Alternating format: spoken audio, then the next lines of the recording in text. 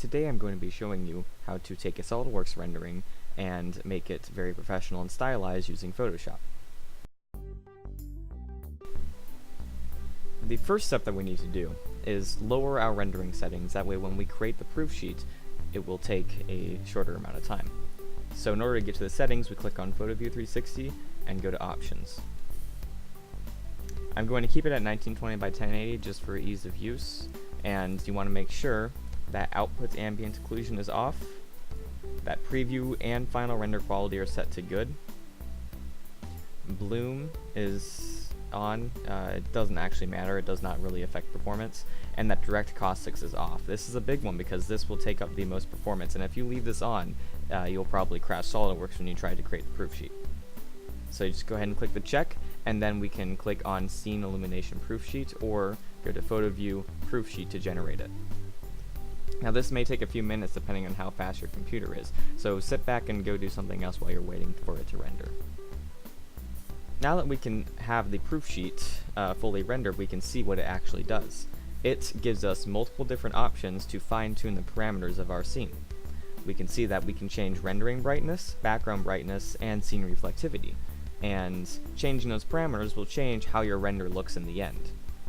Clicking over to the right will make the different parameters either brighter, or it'll make it brighter or increase, I guess, and over to the left it'll make it darker or less. So if I were to click on less background brightness over here, it'll choose that setting and put it in the middle, and then I'm now at a different center, and I can keep going over to the left to make it darker and darker. I can also choose how reflective the floor is. I can make it less and less reflective or more and more reflective. I can also change how bright the rendering is too. Going over far to the right, and we can see that the part is extremely bright, and that's not exactly what we want because it does not look realistic. So I can go ahead and try and find something that I think looks good. Now, if you notice, it still does look really bright, and that's because the slider here is all the way on fine. If I increase it over to coarse, I will take bigger steps every time I click on a picture. Now here, that's a kind of a medium. Now I want a little bit brighter than that, so I'm going to make it fine and then go up a little bit. Now I think that that looks fine. And you can do this for all three of your different parameters and find the exact combination that you like. For me, I think that I want my background to be a little bit brighter, maybe darker than that, and I think that looks good. Once you like what you see, click the OK button, and it will save the settings. One problem that can happen very often is that when you're rendering metal parts, it can look transparent based off of the material that it is in PhotoView 360. In order to fix this, you're going to want to open up your appearances, find the metal that you have. In this case, you're using steel, and you're going to want to set it to matte steel. This will keep your metal from reflecting, and because of a weird quirk in PhotoView 360, reflective metal kind of looks transparent in a lot of cases. So what you're going to want to do is hold down the matte steel and then drag it over to your part. Now you don't want to move the mouse, because if you do, the window goes away. So we're going to re-drag it on there, and you're going to want to click on the assembly one, and that's the yellow L shape with the blue square in it. And you're going to want to do this for all the metal parts in your project.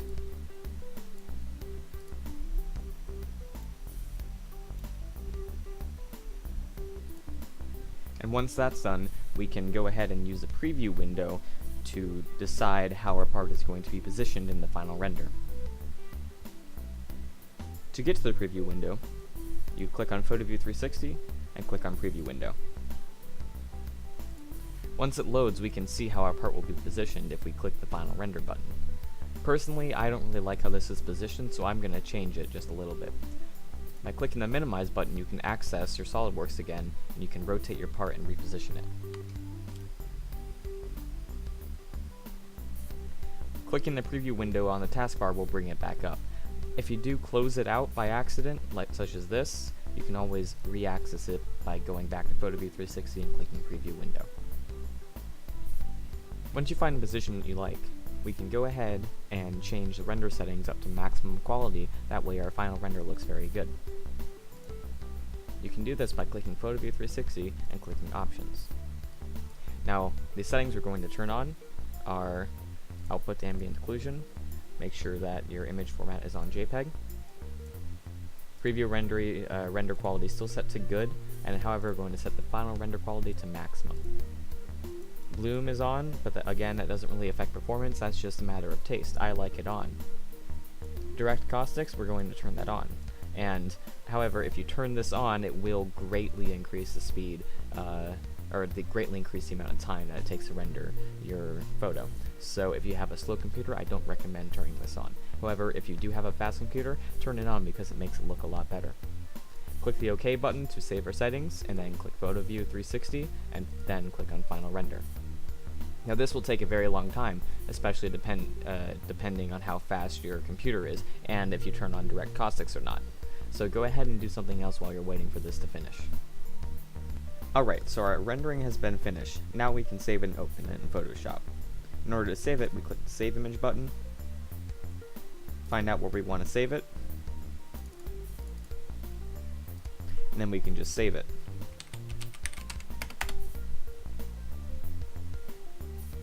Now we can go ahead and open it in Photoshop. There are two ways to do this. You can either go find it in your documents, right click, open with, and do Photoshop. Or you can click File, Open, go to your documents, and find that file. Now that we're in Photoshop, we're going to want to do a few things. The first thing that we're going to want to do is change the contrast and brightness.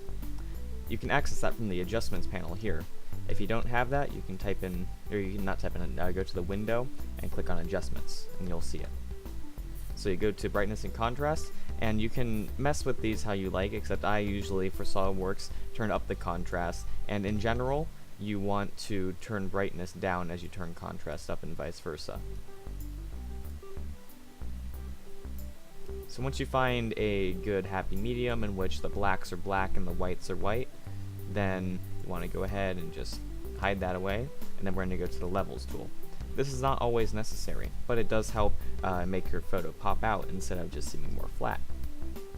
If you click on this black eyedropper here, you can click on a very dark spot of your image, and it will make that the darkest part of the image, causing everything else to darken along with it. Now that was too dark, so let me see if I can find an even darker spot to do it to. That looks good. We can see that it made the shadows pop out. We can also do the same thing with the white. I see a lot of white here on the side of the wood, so I'm going to zoom into there and bring out some of that white. That was too much. Let's see if I can get a better white.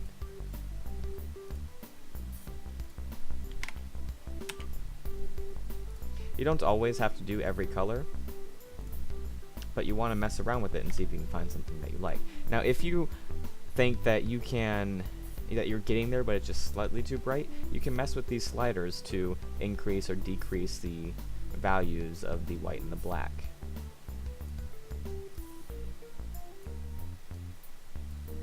Now, I don't think I want to have any whites, so I'm just going to undo what I've done and reselect my black.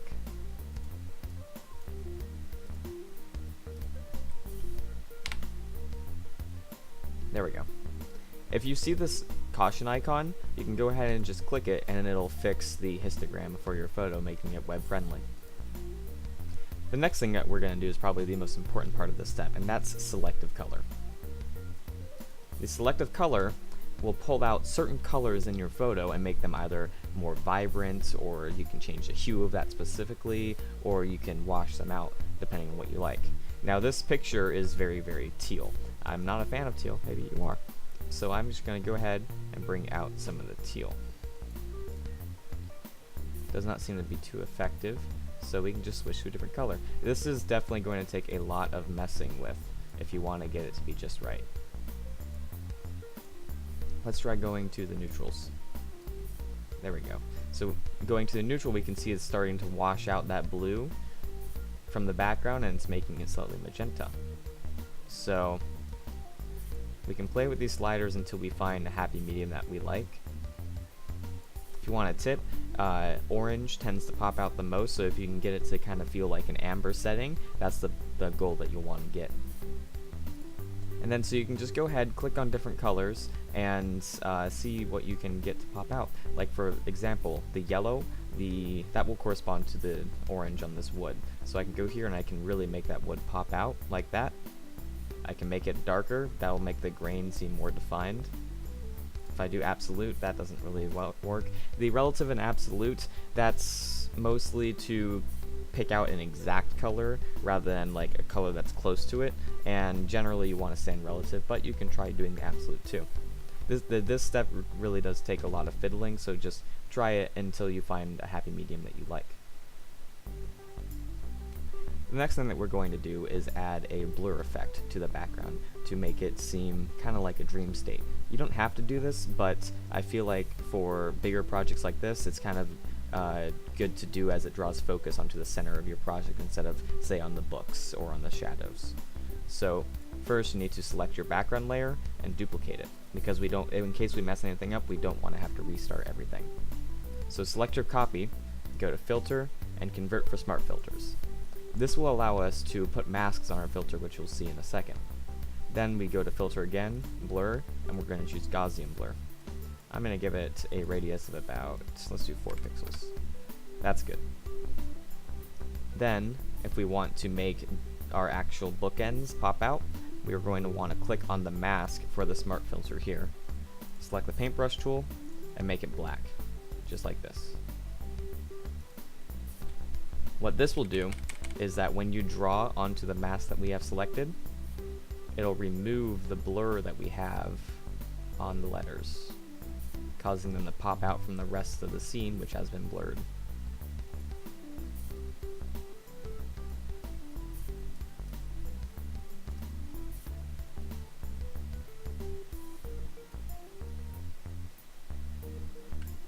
If you want to get a little bit more fine-tuned, you can go in here and change the opacity of what you're working with, as well as the hardness of your brush.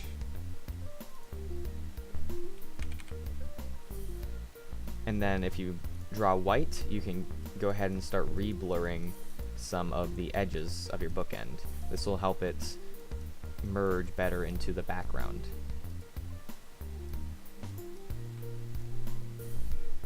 Now I think that this reflection is still a little bit too sharp, so what I'm going to do is go ahead, go to the blur tool, I'm on it, make my brush big. By the way, if you don't know the shortcut, the left and right square brackets next to the enter key, they will make your brush bigger and smaller.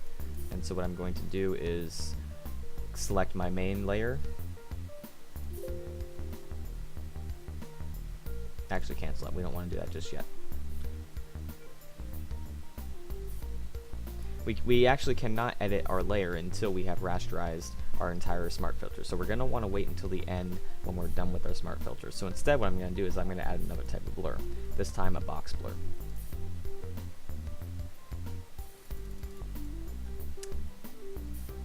That is the mask. We want to add it onto the background. Make sure that you select the right layer to do your blurs on.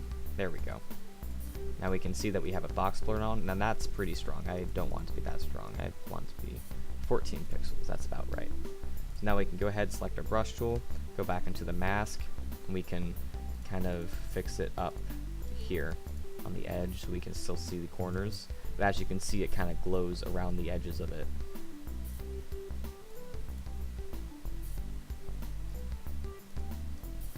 And you're just going to want to clean this up until you find how you like it.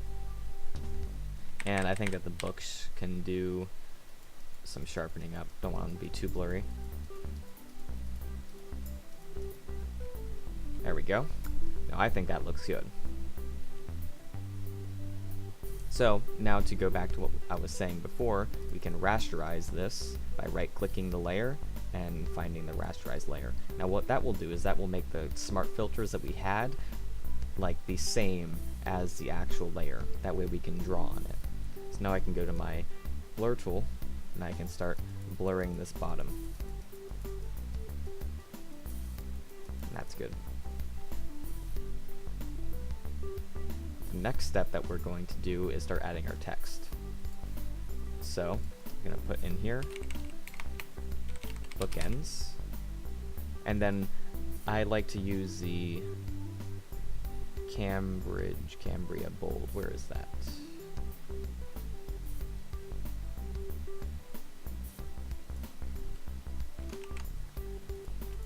You have to make sure that you select the text. There we go, Cambria bold. And then click the check and then do Control T. That way you can show your transform tools. Then you can drag it up to be the size you want. Now, in general, you're going to want to make the text the same color as a major color in your project render. So here, red is a very big color in here. So I'm going to select this text, change the color, and I'm going to make it a deep red. Perfect. Now, I'm going to select our text layer and click on the FX button, and then blending options. These are our layer style options. The first one I want to do is do bevel and emboss and texture. You can choose from multiple textures. If you have Photoshop CC, you'll have much more textures here. However, I only have these 5, and you can load patterns that you find on the internet if you go looking. So just find a texture you like and mess with these settings until you find something that you think looks good. I think that looks like wood grain, and that does greatly represent my project, so I'm going to go with that. Back to the bevel and emboss, we can change how deep this goes with the lighting.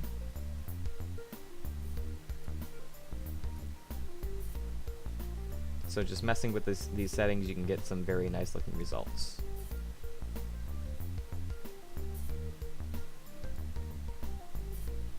Next thing we're going to do is a drop shadow. Click on that. It doesn't have to be super dark. You can just make it light. Give it a little bit of distance so people know it's a drop shadow. Size only a little bit, or else you can't really see it at all. Then spread is not really effective when it's that small. The next thing I like to do is an outer glow, and then make it white. And have very little opacity. That way it kind of gives a slight border to the edge of the letters and kind of makes it pop out of the drop shadow and seems like it's floating over the page.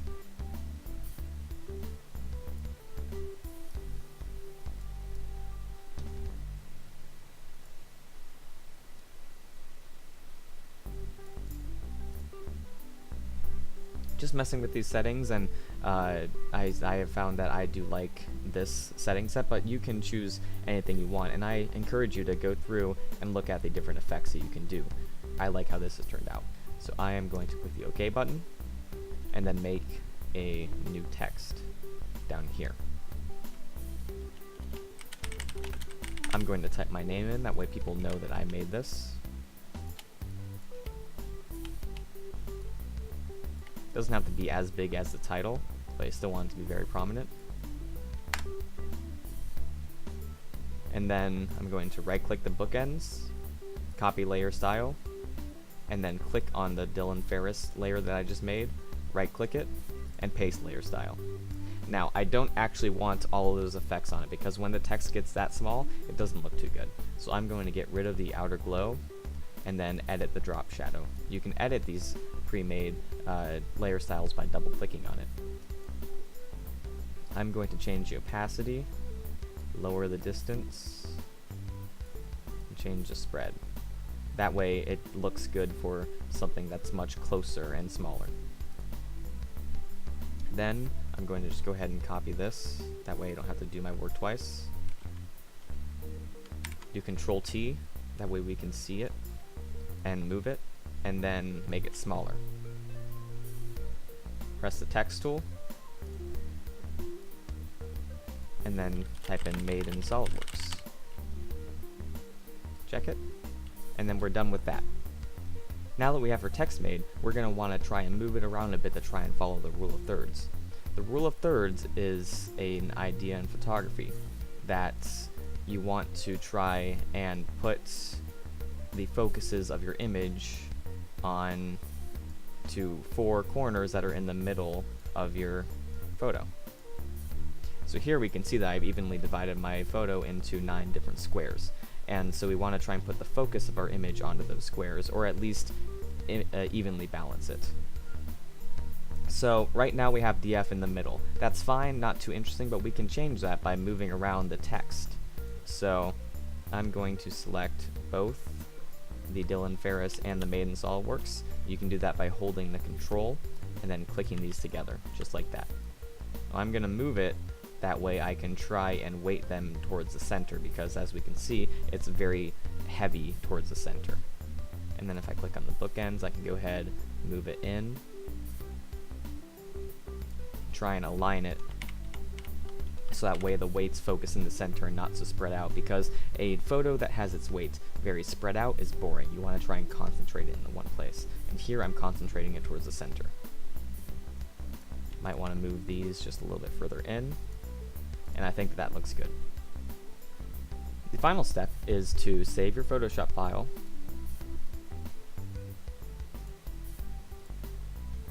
and then go ahead and save it as a PNG. Now you're going to want to do a PNG instead of a JPEG, because PNG is generally better for trying to show real quality in your images as well as sharing it online.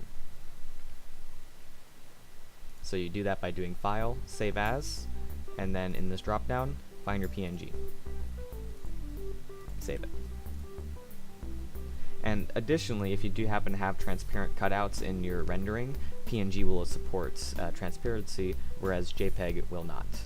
And then if you do want to print this, it's very easy. All you do is go to File, find Print, and then you're going to want to change it so the orientation will fit, as well as checking this Scale to Fit Media box.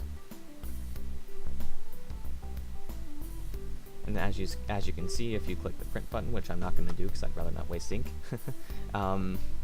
it will go ahead and print it just as we see. Now, if you were to do a different resolution, you could get it to fit exactly to your page. However, we are going to primarily be sharing this online onto our online portfolio. So therefore, we want to keep it in 1920 by 1080 or 16 by 9 aspect ratio in order to try and make it most shareable on almost all computers. And that is it for this tutorial. Thank you, and have a great day.